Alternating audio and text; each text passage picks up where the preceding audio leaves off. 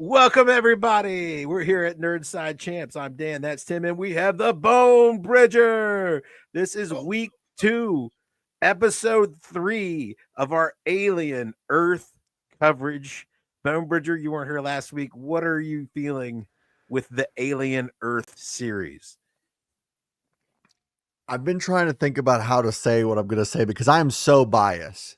I am a deeply devoted Alien franchise. Like I wear my Weyland-Yutani hat every day. Like that's my go out in public hat. My go out in public hat, is my Weyland-Yutani hat. I want to love this show, so I have some bias, but I can see that the most frustrating thing for me is if I had a eraser and every few seconds they let me erase things and then recut the show down and erase things and recut. Like I'll give you an example right now because I love to get your opinion. When they're in the truck, when they're trapped in the truck, when the alien has laid the trap, the xenomorph has set a trap by the brother being in there and she's come to save him. That scene could be done so much better if instead of the alien putting its head through showing itself, you just heard it and they didn't know if it was waiting for them. Like they could have built tension in such a better way, but I'm sure we'll get into all that because there's just moments that are so infuriating. Yeah.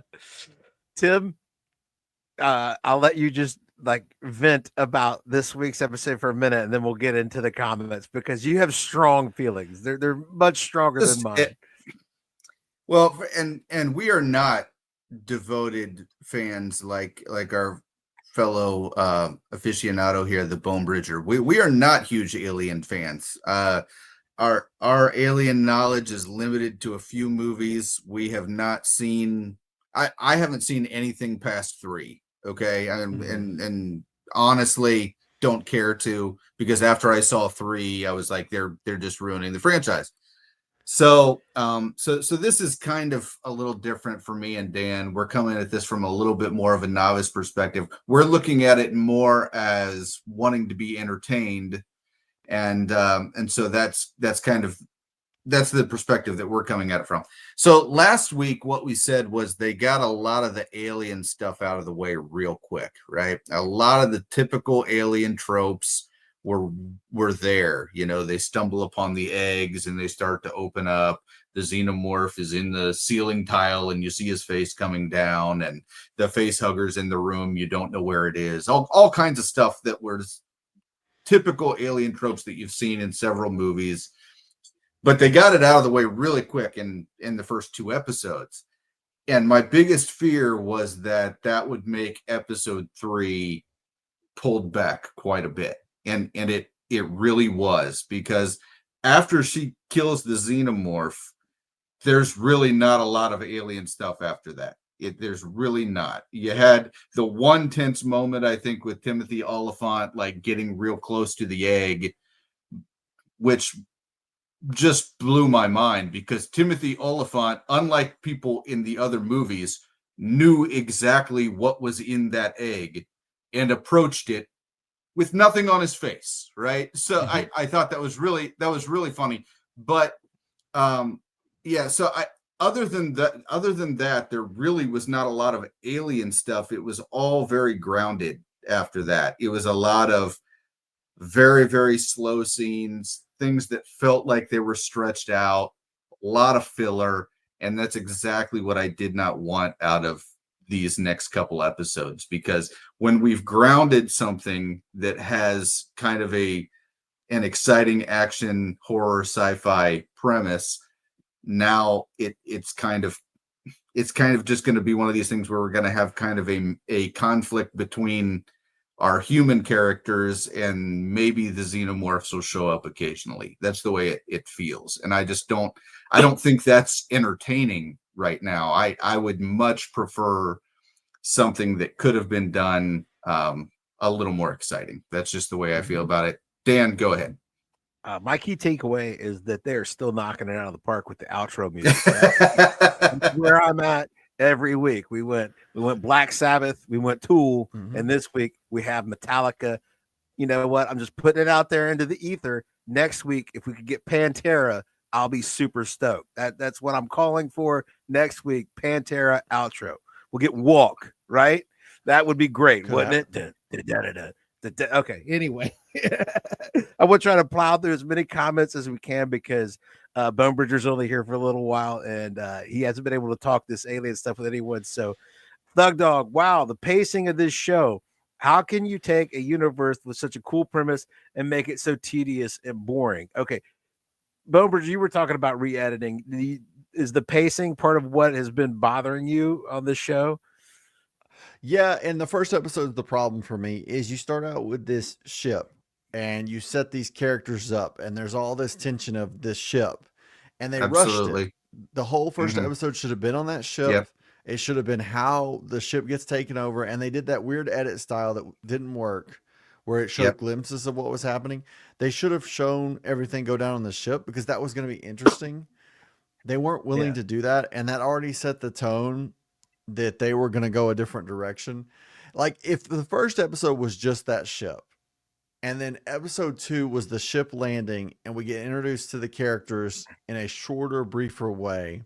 Wendy could have had her same amount of time, but if Exactly. you streamlined the rest and we got to know them as we went, it'd be better. But the pacing on it is so brutal, and they wasted what could have been awesome. That ship scene, the characters felt gritty and real, and I Yes. wanted to see it all go down. And they were like kind of setting up characters to have backstory, and they just didn't show it. Yeah. Yeah. That scene, Yeah. I felt like they got the tone and the vibe and that like where they're sitting around the table and they've woke up from the cryo sleep and they're going back to like that felt so much like the first film. That felt like Alien to me. I felt like they nailed the tone, the feel, the settings, the costumes, but basically you took the whole first film and told mostly the same plot in 5 minutes of screen time, maybe 8. I don't know how much time we had on that ship, but I mean that's what you got. Mm-hmm. And I was very disappointed. Yeah, and then, like what you do spend your time on is not half as interesting as what you're not going to see on that ship, and you know it. And there's other that continues throughout the thing. I texted Tim while we were watching the second episode, like, man, when will things start happening? And then I started thinking through my head what had happened like 2/3 of the way through the second episode, and I'm like, oh crap, actually a lot of stuff is happening. It just doesn't feel like anything is happening. It just like what they're showing me, the way they're telling it doesn't create the anyway. Yeah, the very Go first episode when you guys are talking about with that ship, I think one of the big things is they made the classic mistake. They let us fill in the blanks, and you can't let somebody fill in the blanks for something like that. I think they kind of felt like they didn't just want to do an Alien rehash, but I mean, what do you think people are going to want to watch this show for? Do you think they're going to want to watch this show to see kind of a Blade Runner ripoff, which is what it's kind of turning into? No, they want to watch this show because they want to see the alien stuff, man. They want to see all the tropes. They want to see all that stuff. So it was a little disappointing that they rushed that, but this episode in particular, the pacing felt so stretched. The third episode, it just felt so stretched. We've got to talk about what felt like the longest scene in the history of American TV. Okay, the scene where they're rolling Wendy and her brother in the Mel Gibson super slow-mo cam with the 90s montage guitar music playing in the background. It felt like that went for 15 minutes. And I was then they start rolling out each specimen. And I'm just like, oh my goodness, can this scene end already? That's what happens when you don't fill the space with that kind of stuff like we're talking about in the first episode. Now they have to fill space, and they have to stretch this thing to 8 episodes or whatever in the heck it's going to be. And that's exactly why they're doing this. They've got to fill the space with all the unexciting stuff because they kind of just skipped over all the exciting stuff. So yeah, the pacing is very bad. It's not anything that I think is working so far in the series. It's only episode 3 though, so we'll see. Barry Allen Slow says, I despise how right you guys were. Little to no alien stuff, lots of grounded so last week, Bone Bridger, our prediction was that the Mhm. xenomorph would be dead within 5 or 10 minutes. Yep. That's right. And It was. and that Sure would be was. pretty much the end of seeing aliens for the rest of the show.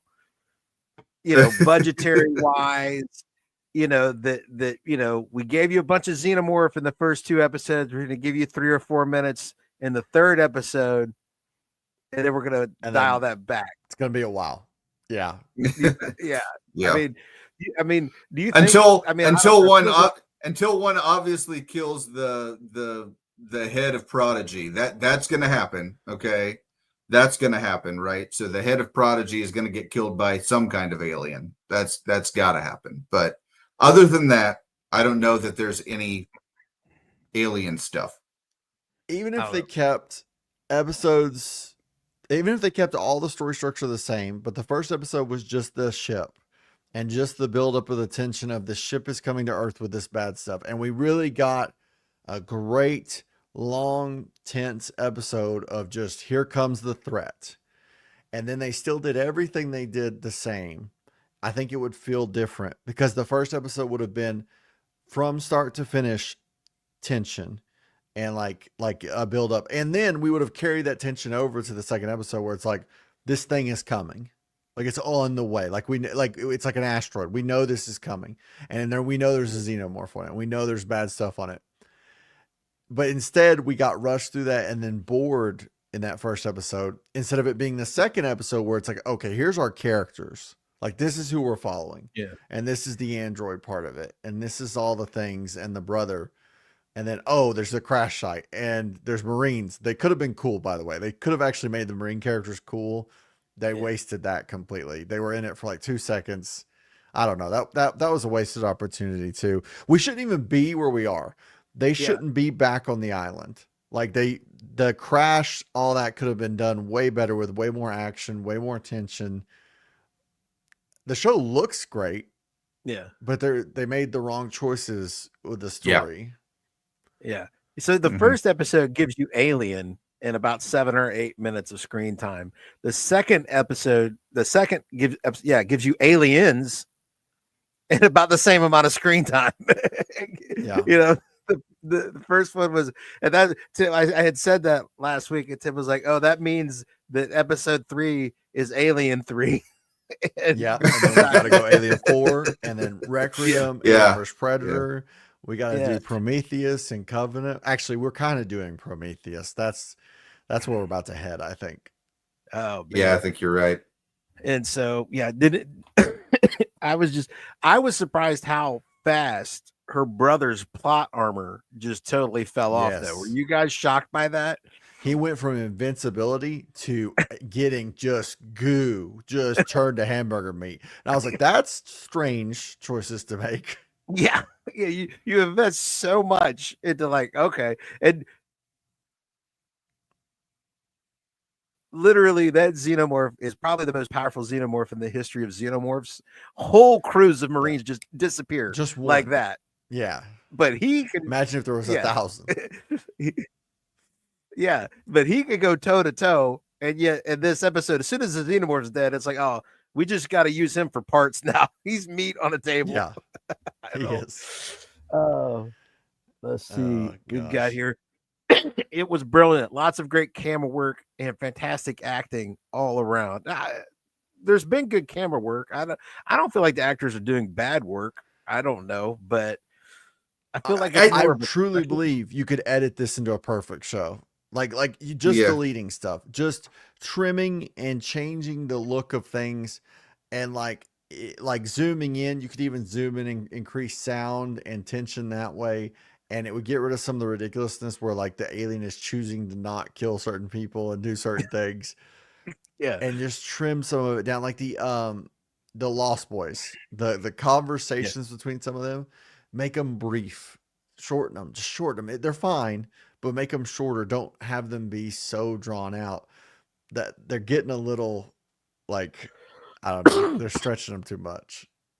All right. This was always my. I want to let you rage out because that was always my problem with Andor season 2. Is it just kind of felt like it was a lot of the stuff that we don't really want to see out of these characters in this story.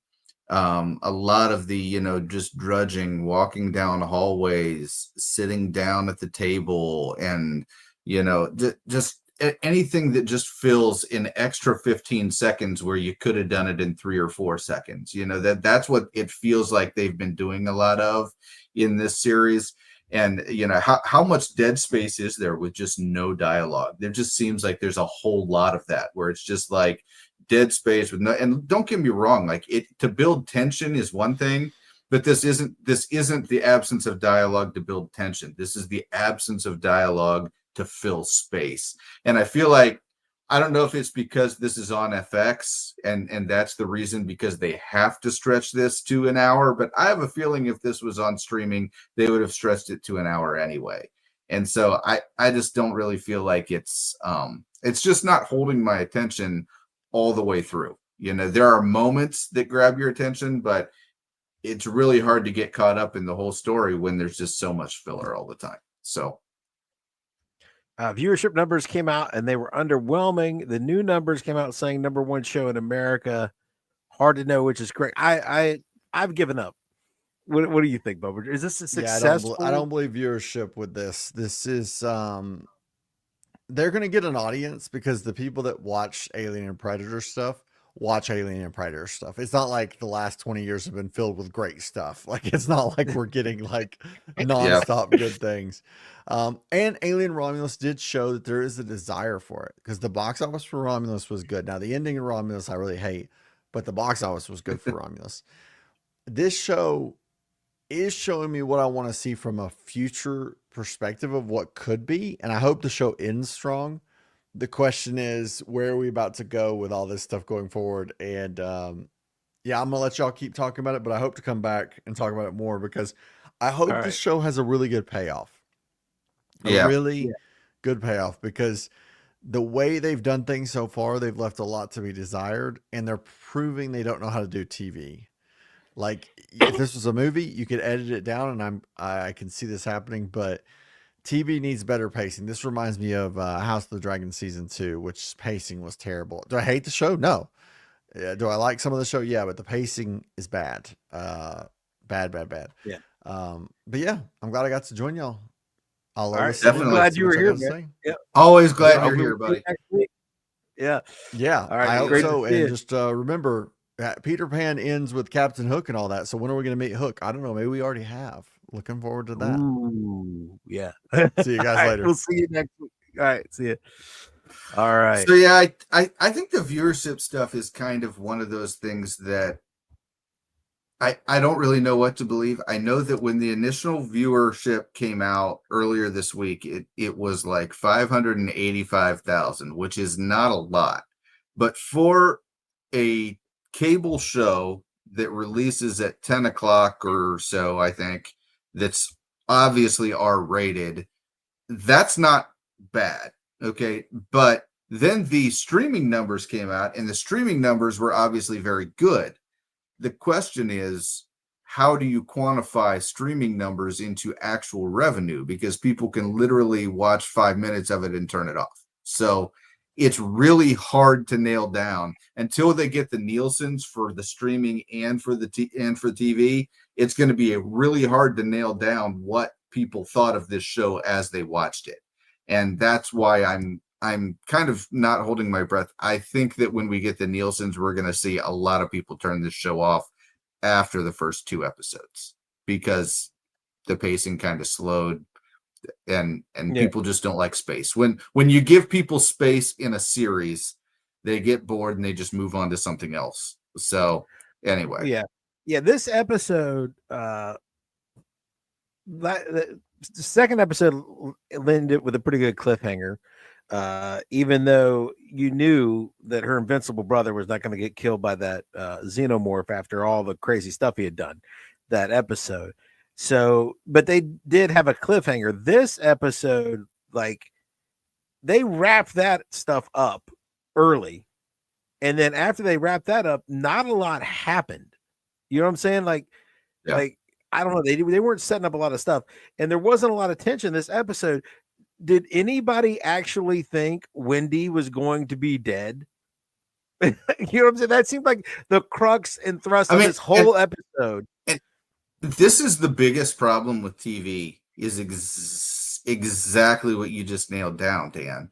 That there are characters in every show that just can't die. They can't. Yeah, the plot doesn't allow for it. And if you've got a show like this, my personal opinion, you can't have that. You can't have the invincible character. When Ned Stark had his head chopped off after toward the end of season 1, let's not forget that at that point in the series, Ned Stark was the lead character in the series. Okay. Yes. All right. Yes. It took everybody by surprise. It took everybody by surprise when his head got chopped off. Why? Because we all believed wholeheartedly there's no way he's going to. I mean, I had not read the books at the time. And now that I've read the books, I can tell you, yeah, of course. But when we saw that kind of set the tone for the rest of the series. Nobody in this series is safe. You might have thought Jon Snow was safe the whole series. He's not. Okay. Just right. Nobody is safe in this series. And so and The Walking Dead kind of did the same thing. When you have characters that people think are infallible and they're not, it really, really builds tension because you don't know what's going to happen week to week. That's what makes you really want to watch it.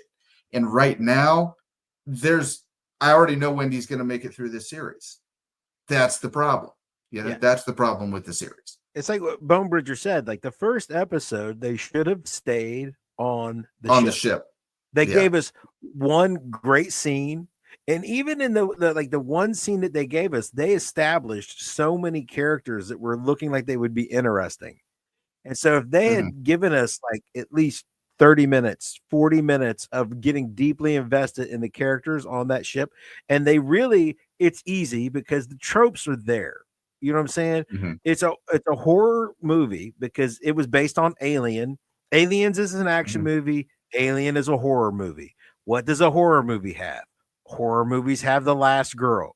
That's what, in the horror movie, you always have the last girl. Ripley is a famous example of the last girl. But, whether you're talking about Nightmare on Elm Street, Friday the 13th, Halloween, you always have your last girl. They could have really set us up, like playing up one of the characters on that ship to be your last girl, had us invested like, oh, this is who we're following, and then killed her by the end of the episode. And then we would be on the uneven ground of thinking anything could happen. Yeah, exactly. And then you introduce Wendy, right? It's very much like Ned Stark and Jon Snow. They had you thinking it was all about Ned Stark, and then they introduced Jon Snow, right? It's very, very similar to what they could have done. They could have had the red herring, set us up, made us think this is going to be the last girl.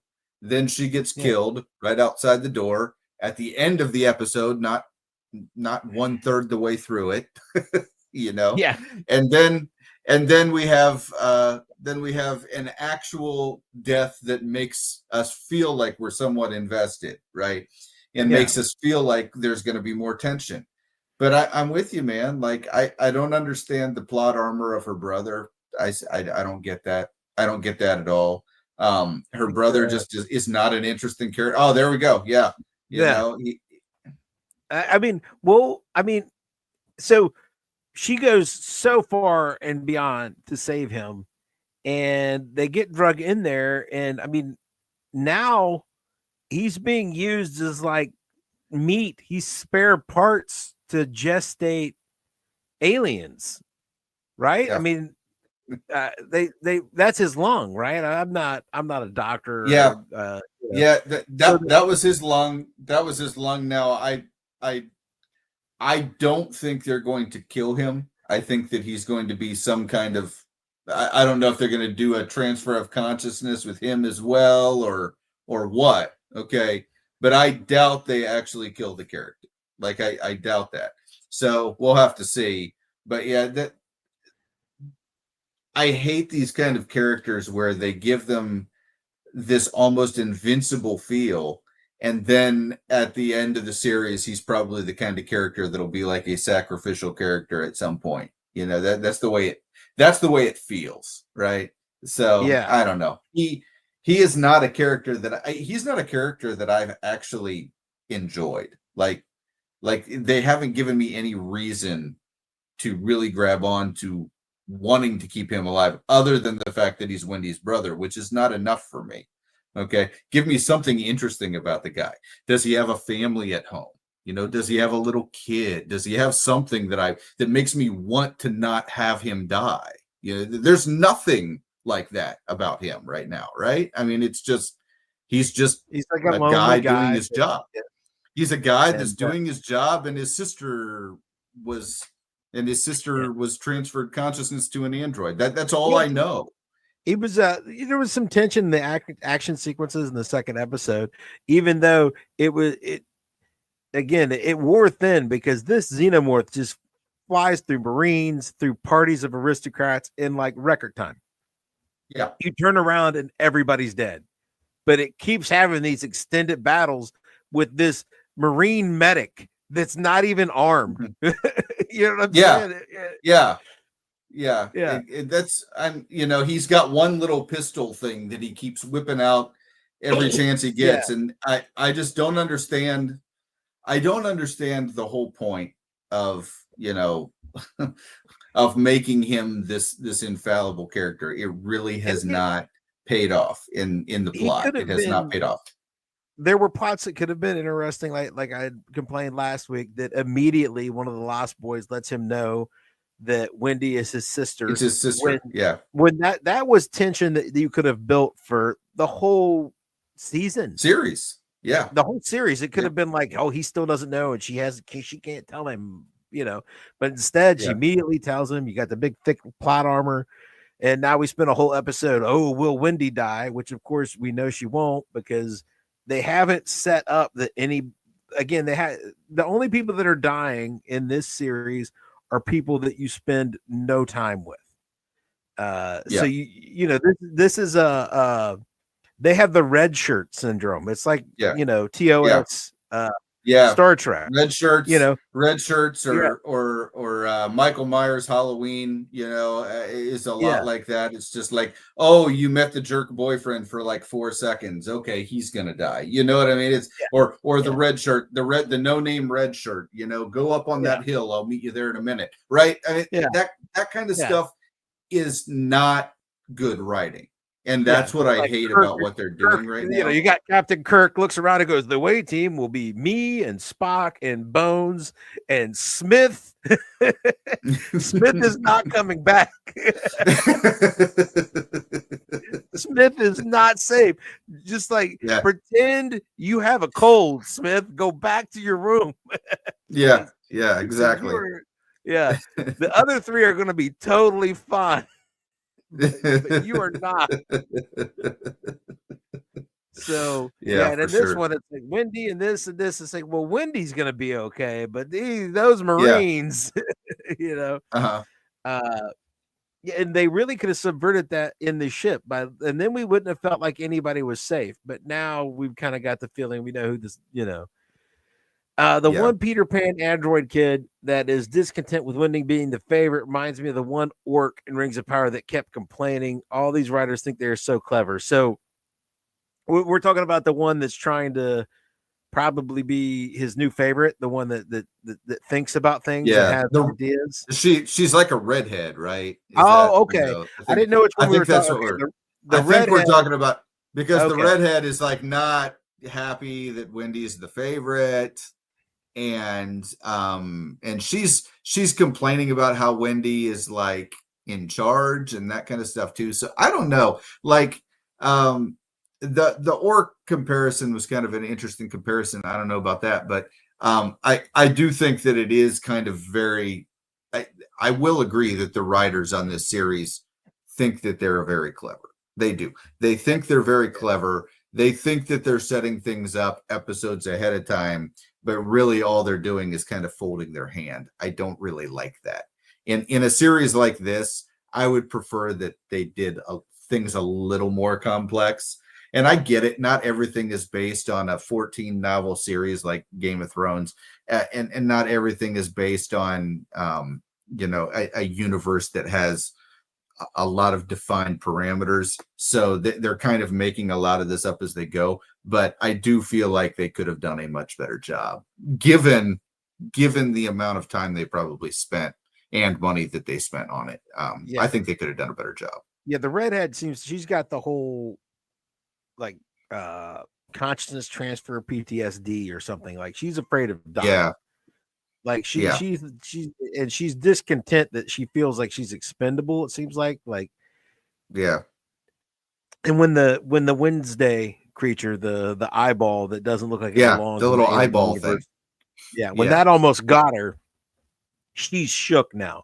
I didn't know. I thought maybe we were talking about the dark hair girl that's making maneuvers to be the new favorite. Which I've not learned. Maybe that I don't know. Maybe that's who I'm talking about. I don't even remember. And honestly, I was so bored. They all kind of ran together. But yeah, I believe maybe that's who I'm thinking of, Dan. You're the one who said that, like, she taught herself.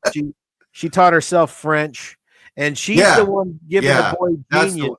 The boy genius, the one that's talking to the boy genius. That's the one that she's not the redhead is just creeped out and and then you got the dark haired one who's wanting to be the real lead. That's the one I'm thinking of. One day, and that is the one that one of my the children's literary references are getting all scrambled in this show.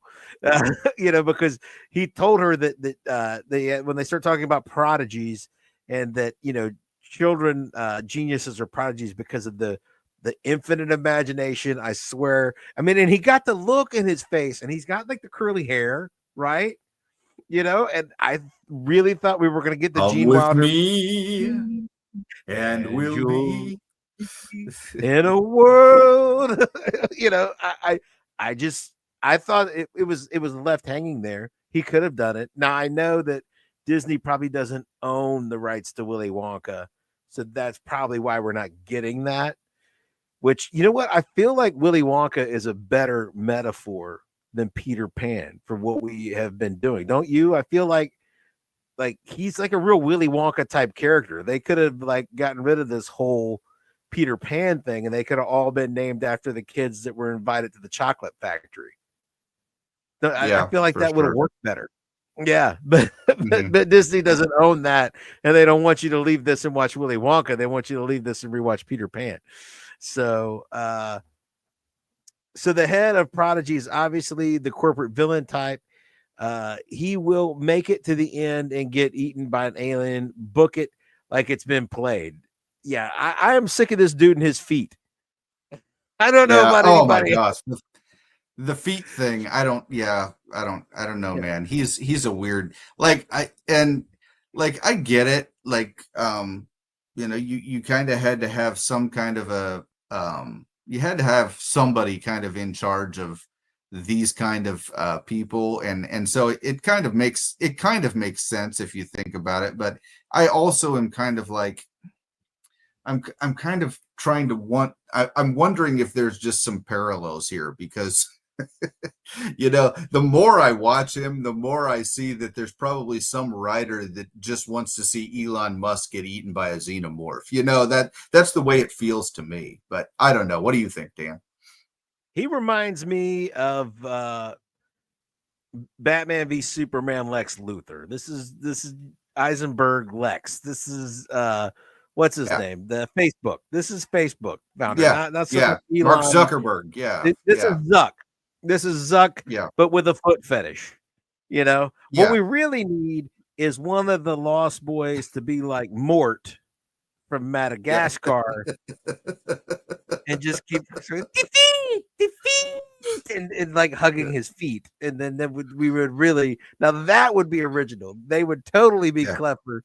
But again, that's a DreamWorks project, and Disney does not own DreamWorks, so we will not get defeat. They don't want you to watch Madagascar either. Yeah, I do. I just feel like this whole that whole character is just a supplement for Elon Musk. That's what it feels like. It feels like there's some writer in some room that just said, "Oh, I'll just make this billionaire child prodigy kid get eaten by a xenomorph." So that's probably what's happening there. At least no one can convince me otherwise. Anyway. Well, I feel like the writers are mad because the AI is going to take their job. That's it. And it's going to take their job. Yep. And they've been mad at tech bros for a while. Like, A long time. We just went through all of the Jurassic Parks, and we had the the Dominion where it was definitely, that was kind of a Steve Jobs kind of deal, and we've had a lot of Steve Jobs villains. We've had a lot of Zuckerberg stand-in villains. There's been a lot of Musks. They just don't like the tech bros. I don't think they understand or like a technology. I think the artsy guys, that might be what it is. They don't like it. So they're lashing out. Johnson says something, says Timothy Oliphant getting face sucked seems almost inevitable. But here's the thing. He's a synth. So they, like, I don't know, maybe it jumps on his face, but it probably just, like, I don't know. What would happen? Does it disengage? I have no idea. Like, and they don't really approach that topic ever, do they? I mean, I don't know that they ever really broach that. What happens with the face suckers with anybody that's not human? I don't know that that's ever been. Well, we do know. I'll have to. Jason helped us know and remember that was it 3 or 4 where we had the xenomorph dogs. Was that 3? Yeah, I forgot about the xenomorph dogs. I forgot about that. Yeah. Right. Yeah. So if a face hugger gets a hold of a dog, you get dog-like xenomorphs. But a synth is not biological. Like, so maybe it implants the things and then just nothing happens. I don't know. I don't think it can grow. I don't think it has the raw material it needs to turn into anything inside of a synth. I still think the synth might be a little bit worse for wear, though. That does seem like he wouldn't walk away from that. And because the synths are frail, they're not like these hybrids, right? They are relatively frail, correct? I mean, I don't know. Based on my watching of the first film, Alien, that synth was marginally stronger than a human, I think, maybe, but not in a way that didn't mean he didn't get ripped in half by the xenomorph. With all of his milky white guts spilling out. He didn't lock himself in a room with the xenomorph and the lever from a paper slicer and cut its head off. I know he was not able to do that. He did not manage that feat. I would have distinctly remembered that that's how the film ended. Ripley's role would have been greatly diminished if that synth was able to just grab a random sharp implement and cut off the xenomorph's head. Yeah, it would have been. Yeah, it would have been rough, man. It would have been a shorter picture. You know what I'm saying? That would have been. Yeah, and would have been like, all right, mission accomplished, guys. Let's go home. But our cyborg character in this show seems like a fairly formidable individual. You know what I'm saying? Like he's been, but he was. I'm still kind of trying to figure him out. So he's still very mission focused because he's a cyborg. Is that kind of the angle they're going for? Because he's a cyborg, the mission is still very important. Is that kind of what they're going for with why he's uploading all the data and doing all the. My impression is that he sacrificed everything for the mission, and therefore he's got this kind of PTSD obsession with completing the mission because that's all he has left. Like, everybody he ever knew is already dead. He's been gone for a lifetime. And he sacrificed all that to accomplish this. So I'm going to accomplish it because that's all I have. What? Yeah, I mean, I understand. Look, I guess I understand that on an emotional level, Yeah. but I guess at what point do you watch the aliens slaughtering all these people and saying, maybe this mission isn't a good idea? Like, I mean, like at what point do you think maybe the people that I'm bringing these specimens back for are bad people? You know? I guess I just don't understand why. I don't know, and I don't Yeah. know. Well, Yeah, I don't know. maybe it's just because he's made it beyond self-reflection.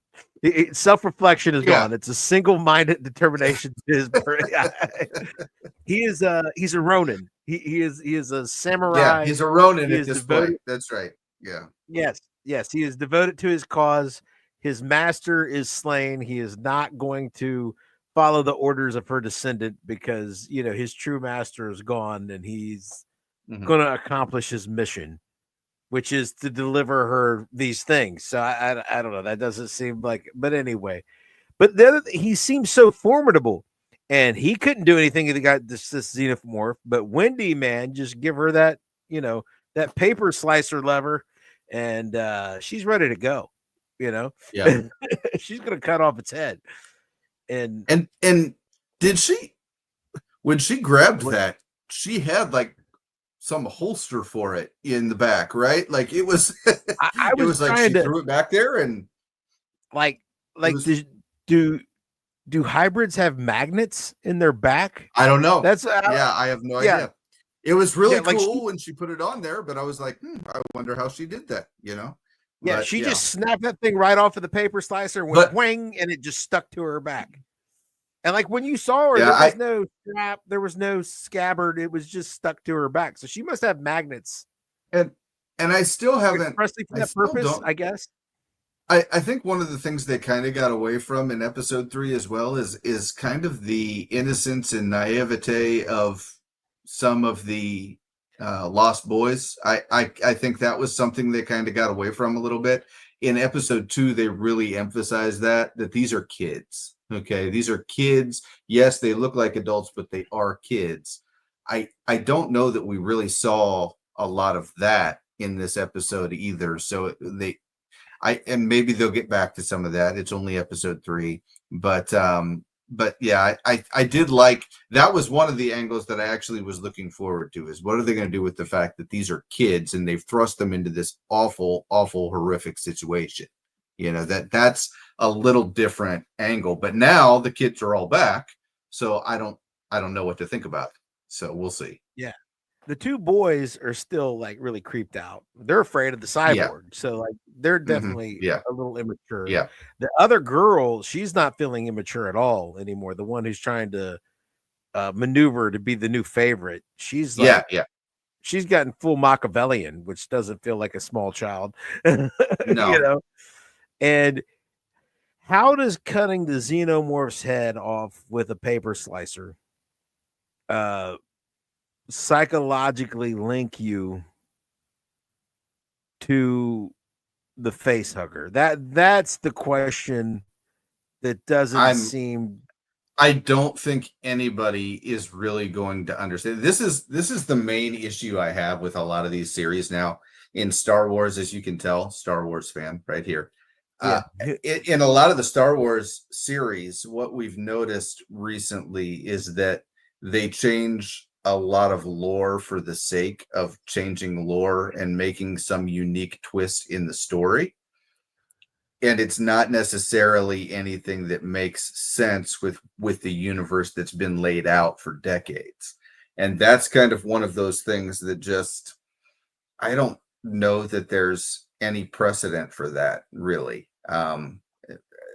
I don't know exactly what they were thinking of there. So, but yeah, she's somehow psychologically linked to that particular face hugger, right? And I don't know, but it's not just the face hugger. It's like the little thing that the face hugger implants. That the face hugger implants inside a human. So I don't know, man. The whole thing is basically it's the equivalent of a single xenomorph sperm, sort of. Yeah, because pretty much. they're parasites and they gestate Yeah. inside a host. So you got to assume that, like any reproduction, there's multiples, and they fight, and one of them is becomes the thing. So, but she's Yes. linked to the specific one, you Yes. know. So, and how that happened when it was in an egg. She never even interacted with that egg. She was in the room with the eggs for a moment before the xenomorph took her brother away, and which I feel like, this was based on our refresher that we had with Jason last week. That uh I've kind of forgotten the plot to Alien 3, except that Ripley dies in a volcano, very T2. I remember he said that. And that in Alien 4, she is a clone, which included, they cloned her with xenomorph DNA baked in. And because of that, in 4, she has a psychological connection to the queen. Remember, Jason told us Oh, this. I remember. So Yeah. episode 4 is gonna be Alien 4. Alien We've 4. got Wendy. We episode 1, we got Alien, or at least the whole story of Alien in 5 or 6 minutes of screen time while we played around with synths and hybrids. And then episode 2, we got aliens. There were space marines, there was action sequences, and then I guess this was, since we don't really remember anything other than the end of Alien 3, this must have been our Alien 3. And then next week will be all about her psychological connection to that single face hugger. So we get Alien 4. So Bronebridge is right. Like, the Alien v Predator one is coming. We need to go in Antarctica. We need some predators. It's going to be great. Yeah. I'm just waiting on it all to tie back to Killer of Killers, and I'll just be like, I hate this show even more now. But anyway, yeah. But yeah, I think that it could have been done a lot worse. I'm not going to sit here and pretend like there's zero good choices, because, like Bone Bridger pointed out, at the very least, I can look at it and say that it looks good. I can say that there are very good elements to what they're doing. I think that the actors are doing a very fine job. I think the directing is very good. Camera work is very good.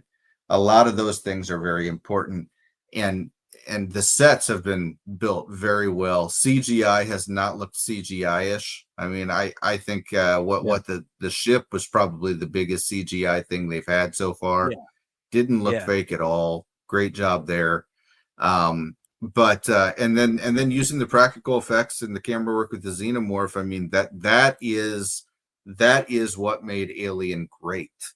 All right. Yes. That's what made Ridley Scott a known name, is being able to take that suit with a dude in it and turn the lights down and make it just terrifying with camera work and everything. And so I'm really excited that they did all of that. However, I do think that the pacing is just going to hold this down. The pacing, the writing, the story, it's just not interesting. So unfortunately, a lot of that falls flat. So there are decent elements to the show. Unfortunately, it's just going to fall completely flat on the story. It's so far. Only episode 3. Because in so horror, far. and it's a deeply influenced by horror series, and in horror you can have slow pacing. You can have a lot of slow movement where things aren't, a lot of things are, but when things are moving slowly, the tension has to be building.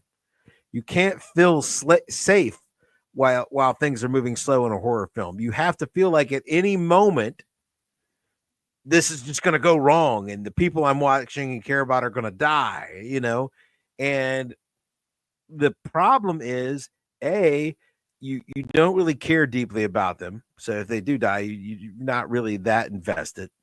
I would say the only character they have devoted any time into that it seems like they want you to care about is Wendy and maybe her brother. You know what I'm saying? Everybody else is kind of tertiary, like maybe you're supposed to, maybe you're not. But I'm not really deeply invested in them.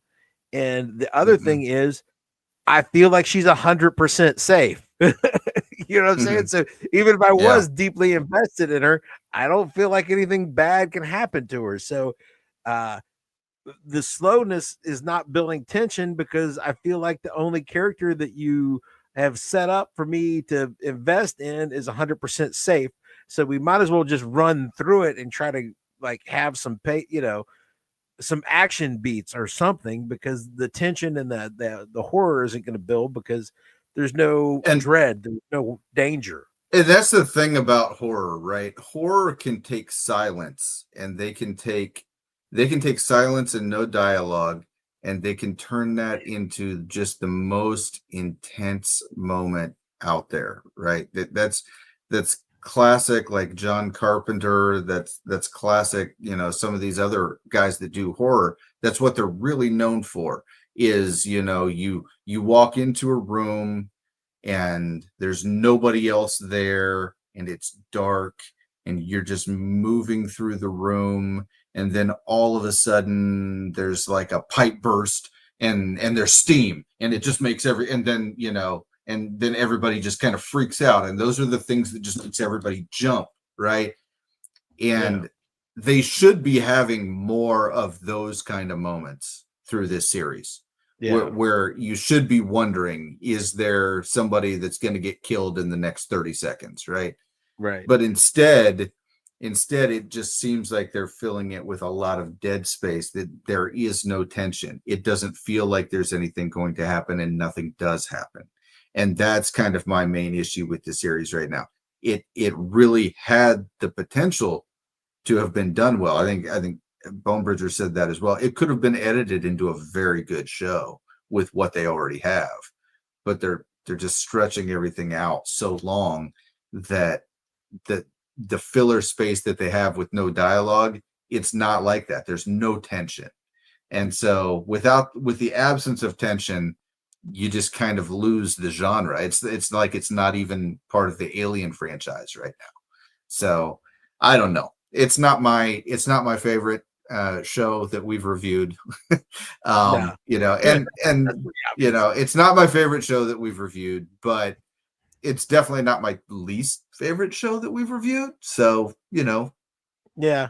It's not the Acolyte. It's not that, No, it's not the Acolyte, and it's not, some of the other horrendous stuff that we've gone through. And I cannot, there are some entertaining moments, but I don't think that this is going to be the thing that saves this universe the way that Disney was anticipating. And I think one of the biggest problems that Disney has is this idea that they've got to go out there and utilize all of these properties instead of just owning them.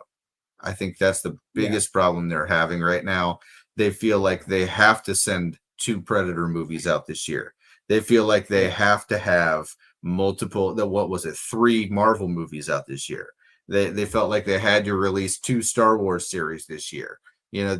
Why do you have to do this stuff? You don't. All right. The volume is not what you need to be focused on. Just own the property. Don't worry about utilizing it. All right.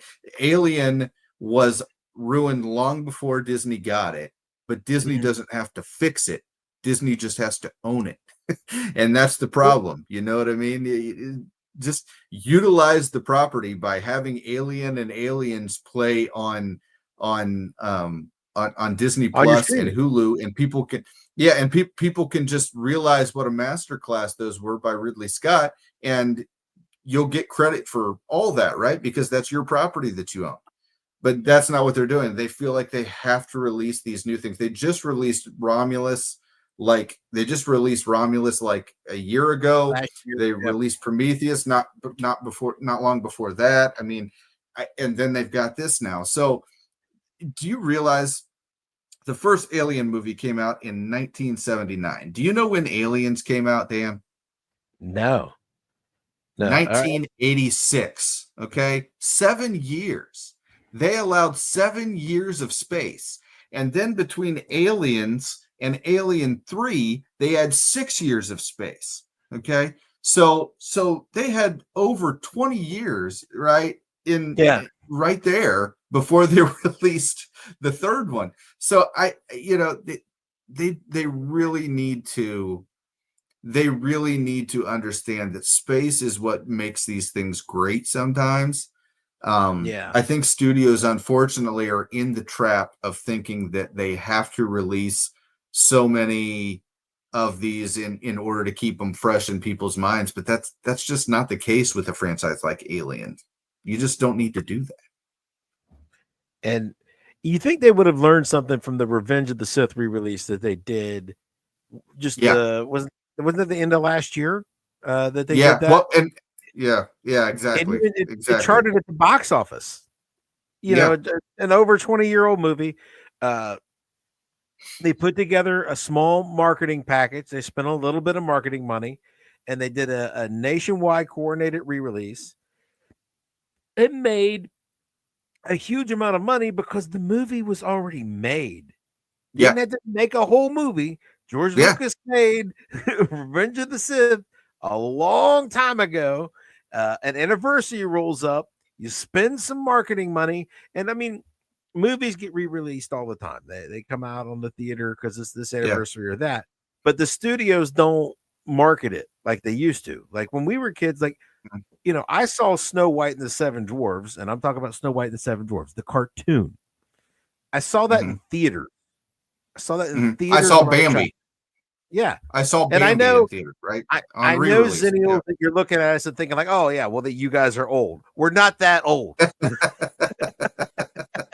We're not 1937 old, okay? So we're not that old. We were just alive in the 80s when those movies would come back out in theaters, and it would be a big theatrical re-release with commercials. Before everyone had them on VHS, right? Disney famously held them off of VHS for so long because they love those theatrical re-releases. And the great thing about a franchise like Alien, you could have killed it with a re-release of the first two films, recently. You could have killed it with that. Disney could have cleaned up, right? I mean, we just saw the Ninja Turtles release this past weekend. And the Ninja Turtles re-release, and people were killing it. They were dressing up like the Ninja Turtles and going to see it. You really need to think about this, Disney, because you don't need to put out new bad content. What you need to do is just own the content to the IPs that you have. That's what you need to do. So even in this day of streaming and home video, and people own it on, like, they've bought it in DVD and then Blu-ray and then 4K and then in digital. I mean, people have paid for all of that for their favorite movies, and they own it in all of those formats. But even with all of that, how many people do you think bought a ticket to Revenge of the Sith who didn't already own Revenge of the Sith at home? Everybody in that theater owned it, not just was subscribed to DisneyPlus where they could watch it. Everybody there was subscribed to DisneyPlus and at least owned it in 3 different ways, and yet they went anyway. And you could do that. You could make it part of the public consciousness, part of the conversation. This is like, if they re-released one movie at a time, like just did like a 1-week re-release of the Infinity Saga, how many people would go back and see every movie of the Infinity Saga, right? Yeah. I mean, they just, I don't think Disney really realizes what they have, because they kind of got addicted to this idea of trying to churn out movies or projects from all these properties. But something like this, it's going to be so hard to quantify how much money you actually made, because it's going to be hard to quantify how many people actually watched it. And so you're going to make this really expensive content for what? For what kind of return? Nobody's ever really going to know. And that's really the main issue that I have with it. the reason I think they did streaming instead of a box office, instead of a movie, is because they need to kind of hide that a little bit, because the viewership on this is just not great. So so we'll have to see. We'll see what happens with it, as time goes on. But as of now, the Nielsen's will tell us a little bit more about that. But yeah, I don't know, man. It's not dominating the public conversation either. It's not like some of the other stuff did. It's not. So yeah. So yeah, it seems like the engagement is just not where you would want it to be. And it's fair to middling, and I just hope it looks like we were totally right, and I hope we weren't. You know what I'm saying? Yeah. I don't know if one lung is and one little part of a face hugger is enough to grow a whole nother xenomorph. But I don't want to be done with aliens in this alien show. But I feel like we might be.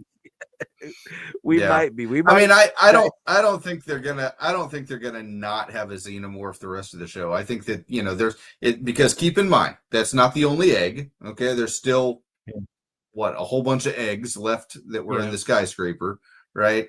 And then there's the other parasites and the other things that they got as well that are all gonna be good little tension builders. But for the most part, I think we are going to see some xenomorphs. But it's trying to find like the people who are going to be the people, because as we've mentioned, there are a lot of synths, but where are the people that they can implant? That's going to be the main issue. So we'll have to see.